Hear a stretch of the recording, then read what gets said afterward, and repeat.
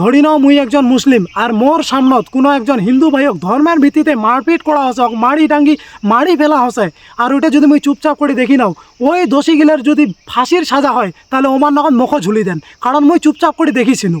বাংলাদেশের এক সনাতনী ভাই দীপু দাস ধর্ম অবমাননার অভিযোগ তুলিয়ক দুনিয়া থেকে নির্মমভাবে সরাই দিছি। ইসলাম ধর্মের অবমাননা এবং নবীজি সম্পর্কে কুরুচিকর মন্তব্যের অভিযোগ তুলি নির্মমভাবে মারি ডাঙ্গি গাছও ঝুলি আগুন জ্বালা দেওয়া হয়েছে, কিন্তু এখনো পর্যন্ত ওইরকম কোনো প্রমাণ পাওয়া যায়নি যেটা কুরুচিকর মন্তব্য করেছে। ওই সনাতনী ভাইটার এত ভিডিও আপলোড হয়েছে, কিন্তু এরকম কোনো ভিডিও তো একটা আপলোড হলে যেটা ইসলামক অবমাননা করেছে।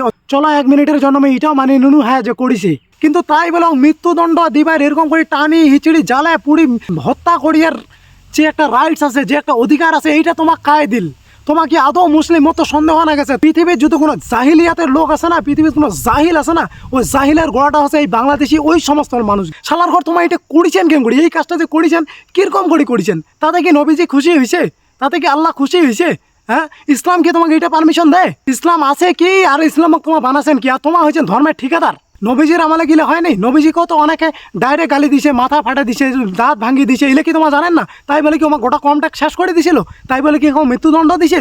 তাই বলে কি কাউকে জ্বালা দিছে? তাই বলে কি কাউকে পুড়ে দিছে? মুই একজন কমেডি কন্টেন্ট ক্রিয়েটার, মুই জানো না এই ভিডিওটা আপলোডের পরে মোর পেজ থাকিবে কি থাকিয়ে না, মোর চ্যানেল থাকিবে কি থাকিয়ে না, কিন্তু নিরপেক্ষভাবে কথা বলাটা মোর দায়িত্ব। আজ এই ঘটনাটা যদি কোনো মুসলিম লোক সাপোর্ট করে তাহলে হয় যেন নিজেকে মুসলিম বলে পরিচয় না দেয়, কারণ দীপু দাসের বিরুদ্ধে যে অভিযোগটা তোলা হয়েছে ধর্ম অবমাননার, সেটা সম্পূর্ণ মিথ্যা অভিযোগ। কারণ একটা ইসলাম ধর্মের অপব্যবহার করা হয়েছে, ইসলাম ধর্মের নাম করে মানুষও করা হয়েছে।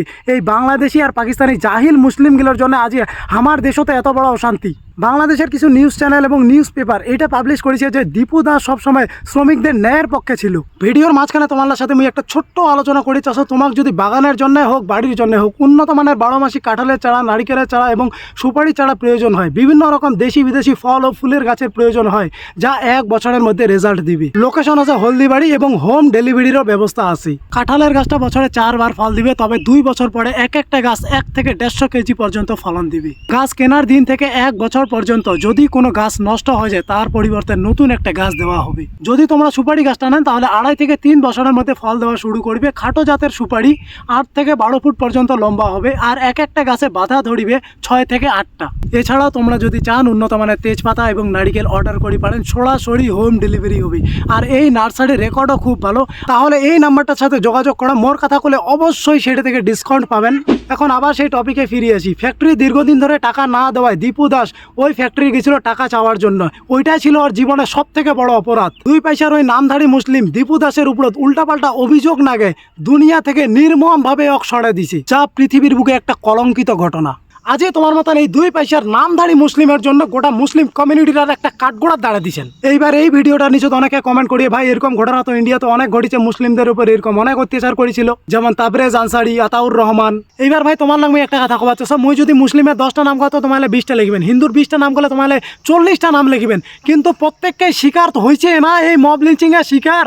যেটা অন্যায় তো অন্যায়। নিরপেক্ষভাবে কথা কবার লোক পৃথিবীতে খুবই কম আছে। যায় নিরপেক্ষভাবে কথা কবার গেছে আজই অবধি ওকে যাবে শেষ করে দিছি। কিন্তু কথা হচ্ছে এই সমস্ত জিনিস বন্ধ করা উচিত। এই সমস্ত মব লিঞ্চিং এর শিকার কায় হচ্ছে একদম সাধারণ খাঁটি খাওয়া মানুষ, যায় দিন আনি দিন খায়। তবে এই সমস্ত ঘটনা ঘটিয়ার কিছু কারণ আছে। এই যে শুরু হচ্ছে হিন্দু মুসলিম সোশ্যাল মিডিয়া থেকে শুরু করে ন্যাশনাল মিডিয়া থেকে শুরু করে রাজনৈতিক নেতা পর্যন্ত খালি হিন্দু মুসলিম ছাড়া কিছুই না বুঝে। এরকম করে চলিতে থাকিলে আজই যদি 5টা কেস বার হয়েছে, ভবিষ্যতে সেটা 50 আসবে, 50 থেকে 5000ও আসিবে, কিন্তু আসিবে। ওইটা যদি এলা বন্ধ করা না যায় তো কতদিন বন্ধ করিবেন? হয়তো কোনো রাজনৈতিক নেতা আসিল মুসলিমদের সম্পর্কে ভালো কথা, হ্যাঁ মুসলিমরা এরকম, হ্যাঁ মুসলিমদের আমি ভালোবাসি, তো অটে বিশাল হিরো। যদি হিন্দুদের সম্পর্কে কথা তাহলে অটে বিশাল হিরো। আজ হাজার হাজার মানুষের সামনে একটা নেতা কিরকম করে কোয়ার পারে মুসলিমরা একত্রিত হও, হিন্দুরা একত্রিত হও।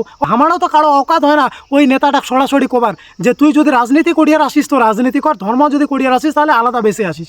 ধর্ম আর রাজনীতি একটা মিক্স করি না, কোনো না কোনোভাবে এই জিনিসগুলা অবশ্যই এফেক্ট পড়ে। আর আমার লোক চলিবার গেলে হিন্দু মুসলিম সবাইকে একসাথে মিলেমিশি না চলিলে হবারে নাই আমার। ওইলা কোনো দিন গেছে যাই ওই যে এসি রুমত বসিয়ে না এরকম করে লেকচার মারেছে, কোনো দিন গেছে সবজি বাজার করিয়ার?